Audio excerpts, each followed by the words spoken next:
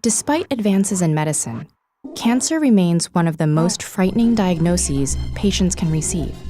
What makes it so difficult to cure is that it's not one illness, but a family of over 100 diseases occurring in different types of cells. And one type of cancer has the unfortunate distinction of afflicting children more than any other type. This is leukemia, a cancer that begins in stem cells found in the bone marrow. A stem cell is a bit like an infant, undeveloped, but possessing great potential.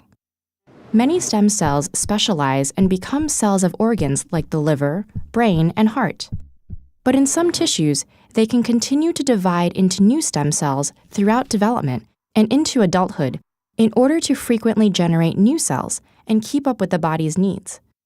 One example is the bone marrow, where stem cells differentiate into many types of blood cells.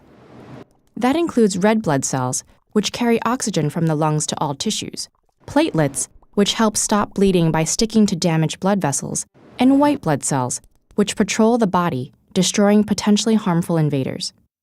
Every once in a while, something goes wrong during a stem cell's specialization process, and harmful mutations occur in the cell's DNA. Cells with compromised DNA are supposed to self-destruct, but some damaged cells ignore this order, replicating uncontrollably even as they lose their original function. These are what we know as cancer cells. It is not yet clear why leukemia is the most common childhood cancer, but one contributing factor may be that leukemias are often caused by just one or two DNA modifications, while most cancers require many of them, allowing leukemias to arise faster than other types of cancer.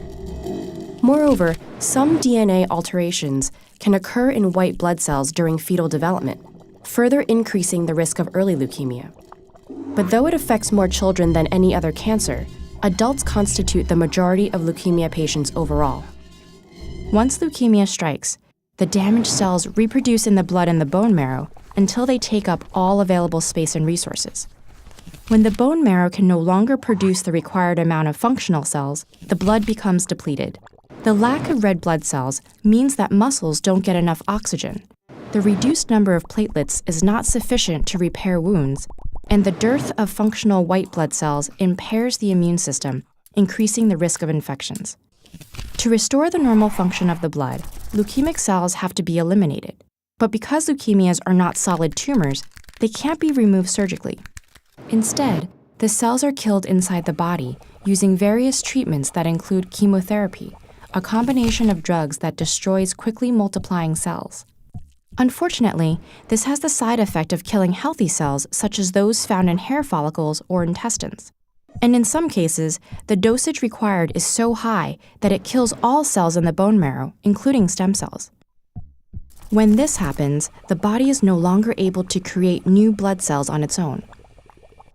Fortunately, outside help can come in the form of stem cells from the bone marrow of a donor. Once transplanted into the patient, they rapidly repopulate the bone marrow and the blood. However, bone marrow transplants are a complicated process requiring antigen compatibility between the donor and recipient to keep the transplanted cells from attacking the patient's own cells as foreign bodies. Unlike with blood transplants, there are thousands of HLA types, and even siblings and close relatives may not have compatible bone marrow. If this is the case, the search is expanded to a database containing the genetic makeup of millions of voluntary bone marrow donors. The more potential donors there are, the more patients' lives can be saved through successful transplants. Leukemia may be a frightening disease, but there is strength and hope in numbers.